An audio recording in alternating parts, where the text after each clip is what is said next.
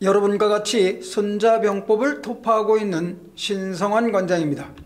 지금 우리는 손자병법 허실편을 토파하고 있습니다. 빈 곳을 찾아라. 적에게 있어서 빈 곳이 어떤 곳이냐? 또 적에게 있어서 실한 것은 어떤 곳이냐? 적의 허와 실, 즉 강한 것과 부실한 것에 대해서 살펴보라는 것을 공부하고 있습니다. 허실편은 손자병법에 있어서 6번째 편입니다. 손자병법 허실편에서 주장하는 것은 적의 허실을 찾으라고 강조하고 있습니다. 상대의 허점을 찾아서 어떡하라고 해요? 치라고 합니다. 바로 이것입니다. 어떻게 칩니까? 쳐라. 그냥 빈 곳을 쳐라? 그냥 쳐요? 빠르게 정확하게 공격하는데 적이 전혀 눈치채지 못하게 준비하지 못한 것을 공격하란 말입니다. 준비 다 해놓은 것이 아니라 내가 공격하는 곳, 공격하는 방법 등 상대가 전혀 손쓸 틈이 없어야 하는 것입니다. 소위 무방비 상태가 되도록 하는 것입니다. 그러니까 공격하는데 그 공격하는 모습이 보이면 안 되는 것입니다. 어떤 것을 전혀 준비되지 못한 것을 공격하란 말입니다. 출기불이, 적이 전혀 생각하지 못한 것을 공격하라는 것입니다. 공기무비 출기불이는 손자병법 허실편의 가장 핵심적인 문구입니다. 오늘 강론하는 내용의 핵심입니다. 공기부비 출기불이, 손자는 이런 공격을 귀신 같은 공격이라고 합니다. 적이 전혀 준비 못한 것을 전혀 예상치 못한 시간에 적의 가장 취약한 부분을 나의 가장 강한 것으로 빵 때리는 것입니다. 이런 것을 뭐라고 해요? 손자는 바로 귀신 같다고 하는 것입니다. 여태껏 지금까지 손자병법을 토파하면서 처음으로 귀신이란 말을 합니다. 적을 공격함에 있어 공기부비 출기불이하는 그런 군대는 정말 귀신 같은 군대며 조직인 것입니다. 손자 같은 합리주의자가 귀신을 언급할 리가 없는데 귀신 같은 군대라고 처음으로 언급을 합니다. 손자가 말하는 것, 귀신이 아니라 귀신 같은 것이라고 하는 것에 주목해야 합니다. 이것 아주 중요합니다.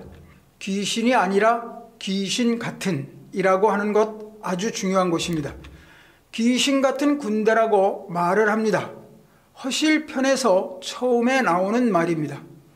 다음 문구는 손자병법을 강론함에 있어 시계편에 잠깐 나왔던 말이기도 합니다. 허실편에서도 계속하는 말이 출기소 부추입니다. 적이 나타나지 않는 곳으로 출격하고 적이 생각지도 않는 곳으로 출격한다. 즉 적이 달려오지 못할 장소로 출격하란 말입니다. 추라고 하는 것은 달리다, 달려가다는 뜻으로 적이 달려오지 못할 곳으로 출격하라는 것입니다. 이 말은 전혀 의도하지 못하는 것을 말하는 것으로 허실편의 핵심입니다. 공기무비 출기불이, 적이 방비하지 않은 곳을 공격하고 적이 생각하지 못한 것으로 나아간다는 뜻으로 적이 전혀 준비하지 못한 곳, 그곳을 공격하라. 적이 전혀 의도하지 못한 시간에 출격하라. 적이 달려오지 못할 장소로 내 군대를 출동시켜라. 적이 의도하지 못한 장소로 달려가서 공격하라는 것입니다. 이것이 허실론에서 말하는 귀신 같은 공격입니다. 귀신 같은, 이렇게 귀신 같은 작전을 하려면 정말 귀신 같아야 합니다. 머리도 좋아야 하고 페인트 모션도 잘해야 합니다. 이쪽으로 공격하려다가 저쪽으로 공격하고 임기응변에 능한 것이 귀신 같은 것 아닙니까? 축구나 농구에서 선수들이 상대 선수를 따돌리기 위해서 사용하는 페인트 모션 있지 않습니까? 그런 것을 잘해야 이기지 않습니까? 36개라고 있습니다. 36개 계책 중 6번째 계책에 성동격서라는 것이 있습니다. 성동격서, 동쪽에서 소리를 지르고 서쪽을 친다는 뜻으로 동쪽을 쳐들어 갈 듯 상대를 교란시키고 실제로는 서쪽을 공격하는 것을 말하는 것입니다. 중국 한나라의 유방과 초나라의 항우가 싸우던 중 위나라의 왕 표가 항우에게 항복합니다. 유방은 항우와 표가 양쪽에서 쳐들어오는 위험에 처하자 한신에게 적을 공격하게 합니다. 위나라의 왕인 표는 백직을 대장으로 황허강의 동쪽 포판에 진을 치고 한나라 군대가 강을 건너오지 못하게 합니다. 한신은 포판으로 쳐들어가기가 쉽지 않을 것으로 생각합니다. 그러나 병사들에게 낮에는 큰 소리로 훈련하도록 하고 밤에는 불을 밝혀 적극적으로 공격하는 상황을 연출합니다. 백직은 이런 한나라 군대의 작전을 보고 어리석다며 비웃었습니다. 이때 한신은 비밀리에 한나라 군대를 이끌고 하양을 거쳐 뗏목으로 항호강을 건너서 매우 빠르게 전진하여 위나라 왕의 후방 본고지인 안희성을 점령하고 표를 사로잡은 곳에서 유래한 병법으로 한쪽을 공격할 듯 상대를 속여서 방비가 허술한 틈을 타 다른 쪽으로 쳐들어가 적을 무찌르는 것을 비유하는 말입니다. 소리는 동쪽에서 지르고 공격은 서쪽으로 공격하는 것입니다. 성동격서 굉장히 재미있지 않습니까? 소리는 어디서 질러요? 여기서 공격할 같이 합니다. 그리고 공격은 어디서 해요? 성동격서 참으로 신출귀몰한 전법입니다. 말 그대로 귀신 같은 전법입니다. 이쪽에서 소리를 지르니까 모두 이쪽으로 올 줄 알지 않겠습니까? 그런데 정작 핵심적인 공격은 전혀 다른 소위 뒤통수를 치는 것입니다. 상대편의 입장에서 보면 정말 귀신 같은 것 아니겠습니까? 성동격서 하면 유비의 책사 제갈공명이 생각납니다. 제갈공명에게 당하고 나면 내가 왜 당했는지 모릅니다. 워낙 귀신같이 나의 빈 곳을 치고 들어오니까요. 그것을 양동작전이라고 합니다. 양동작전은 자기 편의 의도를 숨기고 적의 판단을 혼란하게 하기 위하여 본래의 의도와는 다른 행동을 눈에 띄게 해 상대방을 속이는 전술입니다. 거짓으로 움직여 놓고 모양도 다르게 만들어 움직이다 전혀 예상치 못한 곳을 공격하는 것입니다. 중국 남송 때의 수도인 이남이라고 하는 곳에 아레아라는 도둑이 있었는데 성동격서를 아주 잘하는 정말 귀신 같은 도둑이 있었습니다. 남송의 수도인 이남의 유명한 부잣집은 다 털었습니다. 이 도둑이 부잣집을 털은 다음에는 반드시 나 왔다 가네 세 글자가 적힌 종이를 써놓았습니다. 나 왔다 가네 이 세 글자를 보면 부자들 모두는 멘붕 상태가 되는 것이었습니다. 그런데 하루는 아레아가 도둑으로 몰려 잡혔습니다. 그래서 잡혀온 도둑에게 내가 아레아지 라고 추궁을 하자 도둑은 내가 아레아라는 증거가 있냐면서 극구 부인을 합니다. 그러자 저놈이 분명히 아레아가 맞는데 하면서 일단 감옥에 가두라고 합니다. 감옥에 갇힌 아레아가 감옥을 빠져나갈 계획을 세웁니다. 자기를 지키는 보졸한테 난 정말 초범으로 아레아가 아닌데 아레아로 몰렸다.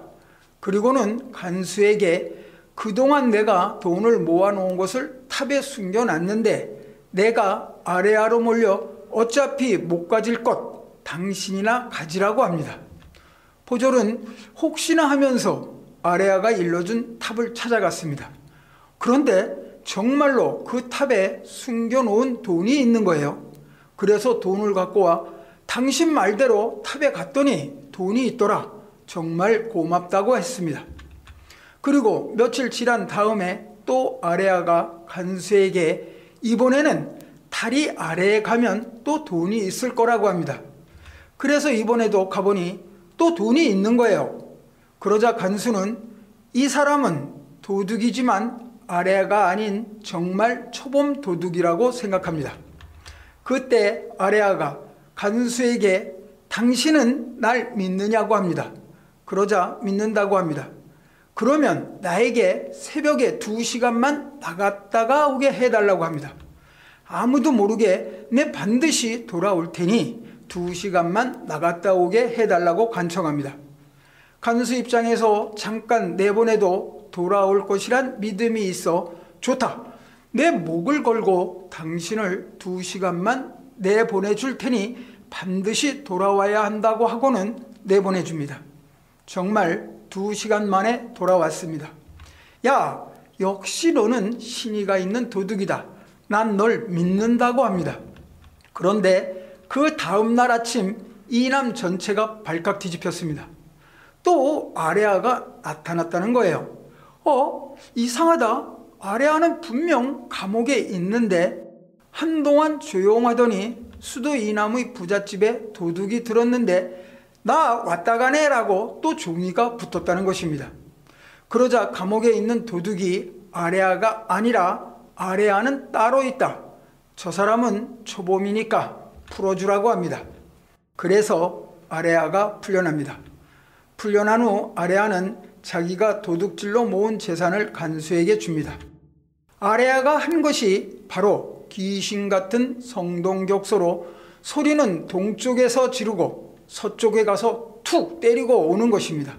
성동격소는 36개 중에서 6번째 계책으로 전쟁에서 속이는 것은 나쁜 일이 아닌 것입니다. 이기기 위한 계책인 것입니다. 사기가 아닙니다. 전쟁에서는 살아남기 위한 방편인 것입니다. 인천 상륙 작전도 상대방에게 나의 의도를 숨기고 상대방이 생각하지 못한 것을 쳐서 그야말로 귀신 같은 작전을 펼친 작전 중에 하나가 아닌가 합니다. 인천 상륙 작전에서 아군이 나 인천에 들어간다 그런 말 한마디도 안 했습니다. 조수간만의 차가 나서 도저히 들어올 수 없는 곳으로 들어왔단 말입니다. 전혀 상상도 못했습니다. 조수간만의 차가 너무 심해서 상상도 못한 지옥을 적이 의도하지 못한 시간에 들이닥쳤단 말입니다. 성동격서의 작전을 성공시키려면 자기 의도를 절대로 발설해서는 안 됩니다. 내가 갖고 있는 의도를 상대방이 알아채서는 절대로 안 되는 것입니다. 그리고 가벼워야 합니다. 가볍다는 말이 뭐예요? 체중이 가벼운 것이 아니라 민첩해야 하는 것을 말하는 것입니다. 몽고군이 유럽을 초토화시킨 이유 중에 하나가 바로 병사들이 가벼운 무장을 한 것을 들 수 있습니다. 유럽 군대의 군인들은 70kg 무게로 싸우는데 몽고 군대는 7kg의 무게로 싸우는 것입니다. 그러니까 얼마나 가벼워요? 가벼워야 임기응변이 쉽고 상황에 맞춰서 자기를 변신할 수 있는 것입니다. 가벼운 군대가 이깁니다. 조직도 가벼운 조직이 위에 섭니다. 집안도 가벼워야 합니다. 집안에 가득 가구를 채워놓으면 이사할 때 곤란합니다. 나의 상황에 맞게 자주 이사를 다니는 등 재빠르게 나의 상황에 맞게끔 살려면 일단 살림살이가 많으면 안 됩니다. 그냥 간단하게 있을 것만 있는 가벼운 집안이어야 새로운 어떤 모험도 할 수 있는 것입니다.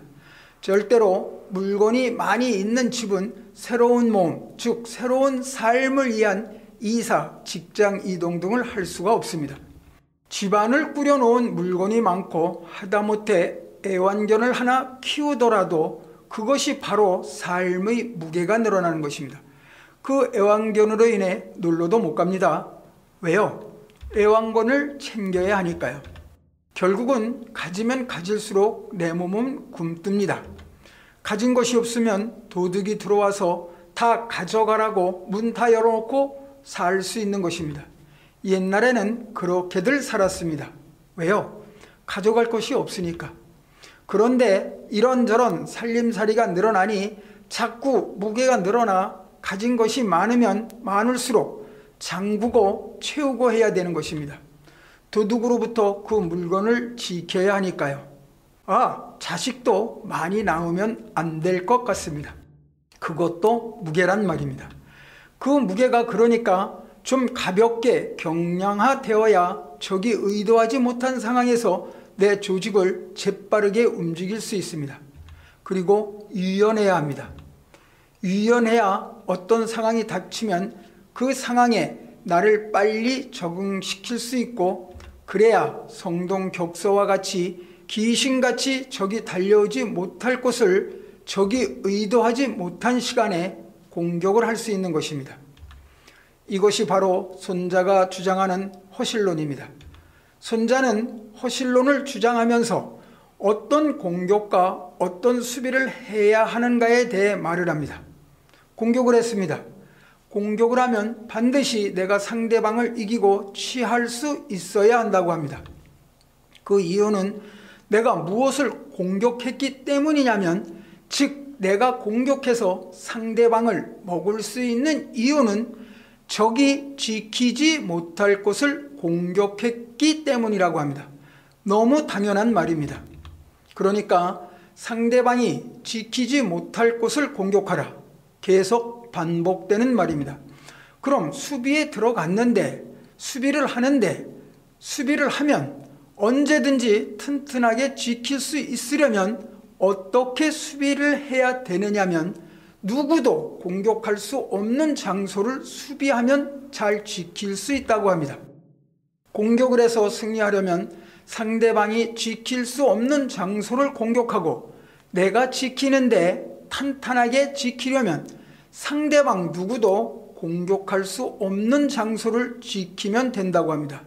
즉 길목을 지킨다고 하는데, 그렇게 하기 위해서는 뭘 알아야 해요? 그것을 모르고는 불가능하다고 합니다. 즉 어디가 허한지 어디가 실한지 알아야 어딜 지킬지 어딜 공격할 줄 안다는 것입니다. 그것이 귀신 같은 군대라는 것입니다. 이 말이 허실론의 핵심입니다.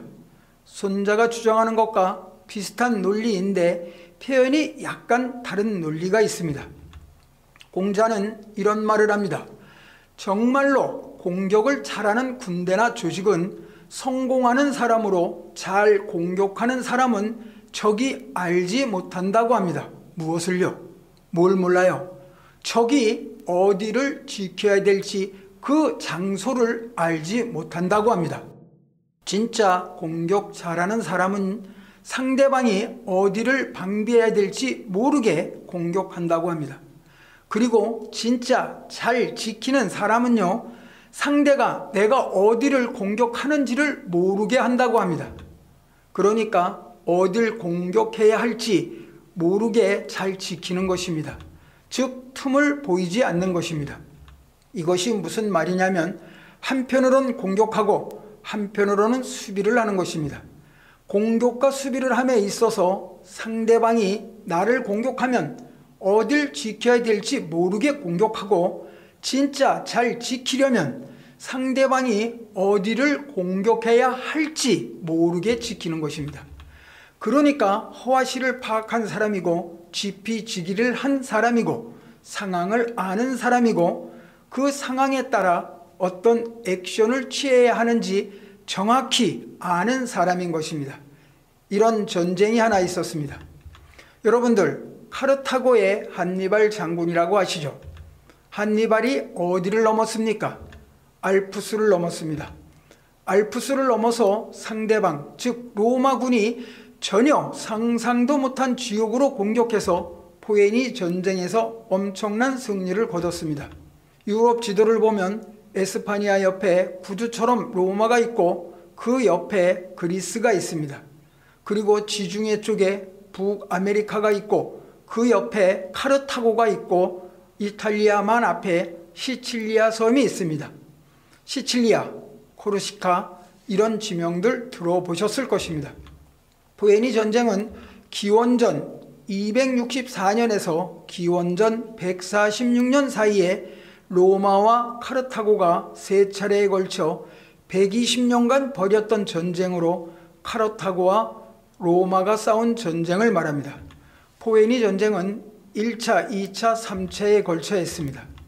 카르타고의 명장으로 26살 때 총사령관이 된 사람이 한니발 장군입니다. 한니발은 카르타고 태생인데 아버지가 1차 포에니 전쟁에서 죽습니다. 그러니까 로마에 대해서 분노를 갖고 있었으며 카르타고는 북아메리카의 한 지역으로 상업도시였습니다. 카르타고와 로마는 상당히 충돌이 심했던 지역으로 한니발은 아버지가 죽고 26살에 병권을 잡고 로마를 공격하려고 즉 복수혈전을 준비합니다. 그런데 카르타고는 시칠리아 코르시카 섬을 지나서 로마로 진격을 합니다. 로마 사람들은 카르타고의 한니발이 지중해로 공격을 할 것이라고 생각했습니다. 당연히 지중해를 따라서 공격할 줄 알았습니다. 그런데 카르타고의 한니발은 아프리카를 점령을 하고 에스파니아 동부 지역을 점령하고 에보로 강과 피렌 산맥을 넘고 프랑스를 지나 롱강을 건너고 알프스를 넘어 지중해가 아닌 정반대쪽으로 공격을 합니다. 상상도 못하는 것입니다. 물론 카르타고가 로마를 공격하기 위해서 북부 아메리카와 에스파니아 동쪽을 먼저 점령합니다. 그리고 로마를 향해서 공격을 하는데 로마 군대는 카르타고가 지중해 연안으로 공격할 것이라고 생각하고 있었습니다. 그런데 그런 공격은 사실상 불가능한 것입니다. 왜냐하면 이탈리아의 시칠리아, 사르데냐, 코르시카 섬이 있는데 이 국가들은 로마에 종속된 국가들로 모두가 로마의 방어벽을 쳐주고 있는 것입니다. 이쪽으로 직접 공격한다는 것은 전혀 가능성이 없는 불가능한 것입니다. 그렇다고 아드리아를 거쳐 뒤로 가는 것도 그리스 동맹국이 있어 불가능하고 카르타고에서 바다를 통해 공격하는 것은 거의 철벽으로 더욱 불가능한 것입니다. 그때 상상도 못하게 카르타헤나에서 한니발이 어디를 넘어요? 바로 에브로 강을 건너고 피레네 산맥을 넘어 프랑스로 들어가 롱강을 건너고 알프스를 넘어 로마군을 공격해 박살을 냅니다. 이것이 그 유명한 2차 포에니 전쟁에서 한니발이 알프스를 넘어 로마를 대패시키는 전쟁입니다. 알프스를 넘어서 공격한다는 것, 여러분들 상상이 잘 안 가실 겁니다. 생각을 해보세요. 이것이 몇 배를 돌아가는 것입니까? 카르타고에서 한니발이 출발할 때 10만 명 군대였다고 합니다. 요즘 탱크 용도로 쓰였던 코끼리도 70여 마리가 있었습니다. 그런데 10만 명 병력이 에브로강을 건너고 피레네 산맥을 넘고 롱강을 건너고 알프스를 넘었을 때 2만 5천 명만 남았습니다. 그 상황은 26살의 군사 천재가 전혀 로마군이 이해 못할 정도의 작전을 감행한 것입니다. 로마군이 전혀 눈치채지 못하게 알프스를 넘는데 생각을 해보세요. 알프스는 옛날에는 프랑스로 갈리아족이 사는 갈리아 지방의 프랑스의 조상들입니다. 프랑스 조상인 갈리아족들이 자기 나름대로 세력을 구축하고 있는데 그곳을 뚫고 지나가야 하고 강도 몇 개를 건너야 하는지 모릅니다. 그걸 넘고 알프스를 넘어야 하는 것을 상상해 보세요. 알프스산 넘어 보셨습니까? 필자는 상상이 안 됩니다. 영화에서 보면 눈보라치고 코끼리가 계곡으로 떨어져 죽고 동상은 걸리고 병사들이 알프스를 넘는데 보름이 걸렸다고 합니다. 알프스만 넘는데요. 그리고 카르타헤나에서 시작해서 알프스를 넘는 데까지 4개월이 걸렸다고 합니다. 4개월 동안 병력을 끌고 간다고 생각해 보세요. 눈보라치고 얼어 죽고 떨어지고 알프스 산맥의 그 험준한 곳을 넘는 과정을 누군가 기록을 했던 모양입니다. 이런 상황이 뭐예요? 바로 적이 의도하지 못한 시간에 적이 달려오지 못할 곳으로 적이 상상도 못할 공격을 하라는 것으로 이런 군대를 귀신 같은 군대라고 하는 것입니다. 알프스를 넘을 때 항상 지도자가 하는 말이 있습니다. 나폴레옹도 1800년대쯤 알프스를 넘었지 않습니까? 나폴레옹은 케사르 쪽에서 유럽으로 넘었고 그 반대로 유럽에서 이탈리아 반도로 넘은 군대는 한니발 군대입니다. 나폴레옹과 한니발이 험준한 알프스를 넘을 때 병사들을 격려한 말은 저곳을 넘어라. 그러면 그곳의 땅이며 획득한 모든 전리품들은 다 너희에게 줄 것이다. 그리고 노예들도 우리 병사들로 참가하라. 그러면 너희들은 노예 신분을 면제시켜주고 자식 때까지 세금을 면제해 줄 것이다. 그러니 적과 꿀이 흐르는 땅으로 공격하라. 뭐 이런 식의 엄청난 역경 앞에서 하는 연설이 상상이 됩니다. 잠시 논조가 다른 곳으로 흘렀습니다.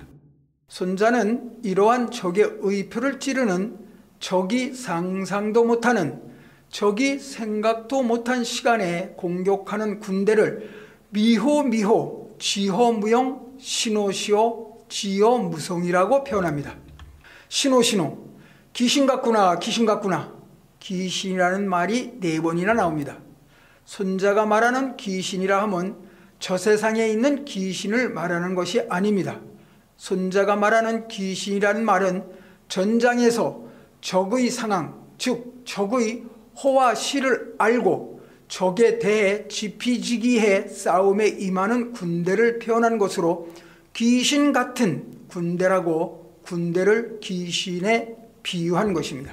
미세하구나, 미세하구나. 지허무형. 도대체 형체가 없는 지경에 이르렀구나. 적이 형체가 없어요. 여러분들 귀신 같구나, 귀신 같구나. 소리가 없는 그런 지경에 이르렀구나.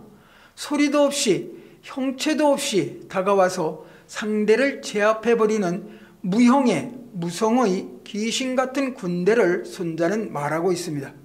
귀신, 동양에서 말하는 귀신은요, 신출기몰한 행동을 하는 혼으로 우리가 생각하는 서양에 있어서 악마의 개념이 아닙니다.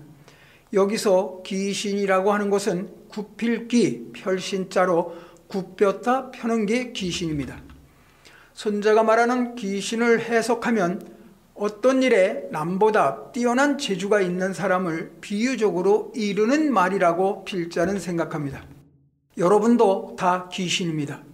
여러분들도 굽혔다 펴지 않습니까? 저녁에 굽혔다 아침에 펴지 않습니까?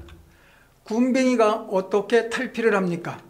귀신, 우리가 이렇게 걸어가는 것도 귀신이라 표현할 수 있는 것입니다. 귀신이라고 하는 것은 살아있는 생명체가 행하는 합창입니다. 굽혔다 폈다 하는 것, 살아있는 것은 편 상태고 죽음이라고 하는 것은 굽힌 상태라고 할 수 있습니다. 동양적 귀신론에 의하면 귀신은 보이지 않는 악마나 유령이 아니라 이 세상에 살아있는 모든 존재의 살아있는 형체입니다. 그것이 귀신이란 말입니다. 우리가 제사 지낼 때 귀신한테 지낸다는 그런 귀신관념이 아닙니다. 사람이 숨 쉬는 것을 뭐라고 하죠? 호흡한다고 하지 않습니까? 호흡을 하는 것도 귀신이라 할 수 있습니다. 귀신, 이것이 뭐예요? 호흡이라 하면 숨을 들이쉬고 내쉬는 것을 말하는 것이지 않습니까? 만약에 호흡을 함에 있어 들이마시기만 한다면 한번 가정해 보세요. 산다는 것이 뭐예요? 좋을 때가 있으면 나쁠 때도 있고 내뱉을 때가 있으면 들이마실 때도 있어야지 매일 내뱉고만 살 수 없지 않습니까? 매일 들어 마시기만 하면 살 수 없잖아요.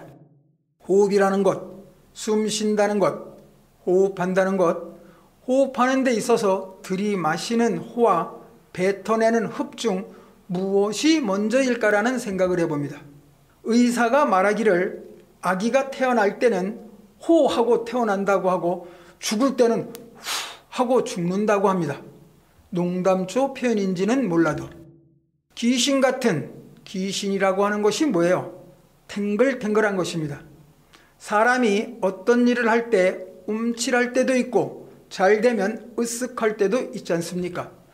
군대가 적을 먼저 공격할 때도 있고 아니면 적의 공격을 받아 수비를 할 때도 있는 것입니다. 이 모든 것을 살아있는 것이라고 하고, 이 살아있는 행동을 신출귀몰하게 하는 것을 귀신 같은 조직이라고 손자는 말하는 것입니다. 조직은 귀신 같은 조직이어야 합니다. 자꾸만 귀신 같은 조직이라고 하니까 이상해집니다. 무성과 무형, 소리 없음과 형태 없음, 이것은 결국 살아있다는 뜻입니다. 살아있지 않으면 이러한 호흡작용, 즉 음양작용, 삶과 죽음이 연속하지 못합니다. 이것이 이해될 때 그 사람은 살아있고 그 조직은 살아있는 것입니다. 어떤 조직이든 영혼이 강한 조직은 없습니다. 어떤 사람이든 영혼이 높은 위치에 있을 수만 없습니다. 영혼이 처절하게 밑에만 있지 않습니다. 상대보다 더 높은 자리에 올라갈 수 있는 것입니다. 그야말로 영역이 교차하고 흥망성쇠가 끊임없이 교체될 때 그것이 살아있는 것이고, 특히 조직에 있어서는 살아있는 조직인 것입니다. 손자는 살아있는 조직에 대해서 굉장히 관심이 많습니다. 노자에 보면 이런 말이 나옵니다. 진짜로 큰 소리, 대음은 무성이다. 진짜 큰 소리, 큰 음은 뭐가 없대요? 소리가 없다고 합니다. 지구가 돌아가는 소리가 들립니까? 아마 그것이 들리면 귀가 당해내지 못할 것입니다. 지구가 돌아가는 소리는 어마어마하게 클 것입니다. 하지만 우리 귀에는 안 들립니다. 그 소리가 들리면 큰일 납니다. 왜 안 들려요? 너무 커서. 이해가 되세요? 너무 커도 안 들립니다. 너무 커도 안 보이는 것입니다. 대기만성이라는 말 아시죠? 진짜 큰 그릇은 완성이 늦는단 말은 영혼이 계속 만드는 과정이라는 것입니다. 정말 귀신 같은 것입니다. 노자가 말하는 것이나 손자가 말하는 귀신 같은 군대는 정말로 소리도 없고 형체도 없는 그런 군대는 어떤 조직일까라는 생각을 필자는 해봅니다. 노자가 말하는 이야기를 하나 더 해보겠습니다. 무물지상이라는 말이 있습니다. 무물지상은 보이지 않는 것 속에 가장 근본적이고 충만한 생명력이 깃들어 있음을 말하는 것으로 무에서 만상이 태어난다는 노자 사상의 시적 변주라고 볼 수 있습니다. 변주라 함은 어떤 주제를 바탕으로 선율, 리듬, 화성 따위를 여러 가지로 변형하여 연주하는 것, 또는 어떤 주제를 바탕으로 소재, 형태, 방식 따위를 변형하여 표현하는 것을 말하는 것입니다. 무물지상은 황홀입니다. 여러분들 황홀이라고 들어보셨을 것입니다. 황홀한 꿈을 꿔보셨습니까? 노자에 나오는 말입니다. 이 황홀하단 말은 형상이 없는, 어떤 보이는 형체가 없는 것이 황홀입니다. 어떤 상황을 보고 또는 경험한 것을 표현하는 말, 정말 황홀하구만 이라고 하지 않습니까? 황홀이라는 말, 노자가 말하는 황홀이라는 말은 무엇을 의미할까요? 많은 학자들이 노자가 말하는 황홀이 도대체 뭘까라고 자문자답을 합니다. 묻 학자는 황홀을 남녀간에 저녁에 자면서 느끼는 기쁨이라고 합니다. 아주 뿅 간다, 뿅 간다는 것, 필자 나름으로 해석하면 이 뿅 간다는 것이 황홀인 것이라고 생각합니다. 뿅이라 함은 부사로서 갑자기 나타나거나 사라지는 소리, 또는 상대의 어떤 행동이나 외모 따위에 정신이 나가거나 혼미해지는 모양이라고 사전에서는 정의하고 있습니다. 뿅 간다는 것, 즉 황홀하다는 말은 실체를 잡을 수가 없는 것이란 것입니다. 도대체 무슨 형상인지 무슨 느낌인지를 알 수가 없을 때 황홀하다고 하는 것입니다. 조직이 정말 위대한 조직이라면 뿅 가고 뿅 가는 황홀한 조직이어야 하는 것입니다. 상대방이 전혀 형체를 잡을 수 없는 그러한 군대야말로 아주 황홀한 군대인 것입니다. 황홀한 조직은 살아있는 조직입니다. 귀신 같다는 손자의 말은 조직이 어떨 때는 강했다가 어떨 때는 약했다가 어떨 때는 소리를 크게 질렀다가 어떨 때는 소리 없이 조용히 있고 어떨 때는 형체가 보이는 것 같으나 보이지 않는 그런 끊임없는 음향의 변주를 견지해 나가는 조직이 황홀한 조직이라고 말합니다.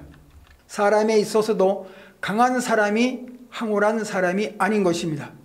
저 사람이 강한지 약한지 도무지 인간의 감각으로는 인간의 언어로는 표현할 수 없는 형상 없는 모습을 갖고 있는 사람을 우리는 황홀한 사람이라고 하는 것으로 다른 말로는 도대체 그 사람을 모르겠다라고 하는 것입니다. 말로도 표현 못하고 느낌으로도 표현할 수 없는 그러한 모습이 황홀인 것입니다. 그래서 노자는 이런 말을 합니다. 시지불견 청이불문. 노래 가사 같습니다. 시지불견, 보려고 해도 볼 수가 없다고 하고, 청이불문, 들으려고 해도 들리지가 않고, 박지부도 잡으려고 해도 잡을 수가 없다고 합니다. 이게 뭡니까? 보려고 해도 보이지가 않습니다. 들으려고 해도 들리지가 않아요. 잡으려고 해도 잡혀지지가 않습니다. 결국 손자가 말하는 귀신 같은 군대, 미세한 군대는 보려고 해도 보이지 않아요. 들으려고 해도 들리지 않아요. 잡으려고 해도 잡히지 않아요. 왜요? 너무나 역동적으로 자기 자신을 변신하기 때문입니다. 어떨 땐 황했다가 어떨 땐 홀했다가 어떨 땐 형태가 있다가 어떨 때는 형태가 없는 무용이고 소리가 없는 무송이기 때문에 살아있는 조직이라고 하는 것입니다. 그러면서 손자는 마지막 결론을 이렇게 맺습니다. 진짜 이러한 조직, 즉 황홀한 조직은 귀신 같은 조직이라고 합니다. 황홀한 조직, 귀신 같은 조직이라고 말하고 있습니다. 귀신 같은 조직은 자기 모습을 상대방에게 보이지 않고 자기의 소리도 들리지 않게 해서 상대방이 내가 어디를 공격할지 전혀 알지 못하게 하는 조직인 것입니다. 요즘 현대사회에 있어서 기업도 마찬가지라고 봅니다. 어느 기업이 항상 강한 것도 아니고 항상 약한 것도 아닙니다. 끊임없이 상황에 따라서 자기를 변신할 수 있는 능력을 갖춰 상황이 약해야 된다고 생각하면 얼마든지 약하게 변할 수 있고 반대로 강해야 하면 강하게 변신할 수 있는 그러한 살아있는 기업이 황홀한 기업이고 귀신 같은 기업이라고 필자는 생각합니다. 손자병법에서 귀신 이야기는 잘 안 나오는데 손자가 조직에 있어서 귀신 같은 조직이라고 하면서 귀신 같은 것은 상황에 따라서 자신의 형체와 모습과 소리를 상대방에게 보이지 않는 살아있는 조직을 귀신 같은 조직이라고 말하고 있습니다. 여러분도 황홀한 인생을 살아야 합니다. 그러기 위해서는 남한테 다 보이고 살면 안 됩니다. 내가 갖고 있는 내 모습, 나의 실체 등 나와 관련하여 주변에서 존재하는 형상에 대해서 난 싫어요, 기분 나빠요 라고 즉각적으로 드러내면 안 됩니다. 상황에 맞게 드러내야 합니다.